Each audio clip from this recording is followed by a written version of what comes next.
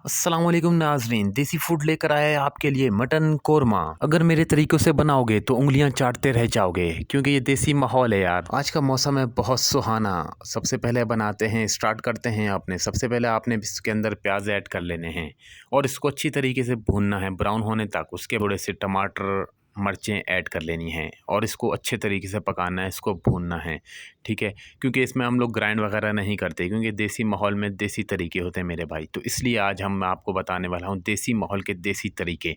तो आपने इसके अंदर ब्राउन वगैरह करके इस अच्छे तरीके से मसाले को तैयार कर लेना है। ये देखिए मेरा मसाला हो चुका है बिल्कुल तैयार। अब हमने इसके अंदर ऐड कर देना है गोश्त और आलू। अगर आलू डालने हैं तो वेल एंड गुड, नहीं डालने हैं तो खाली मटन डाल दें। मैंने मटन डालने को इसको अच्छे तरीके से मिक्स कर देना है ताकि मसाला ऊपर तक इसके तह तक लग जाए और इसके बाद अच्छे तरीके से इसको भून लेना है। बहुत ही अच्छे तरीके से भूनना है, क्योंकि आज का मौसम थोड़ा ठंडा है। हमारा मटन कोरमा तैयार।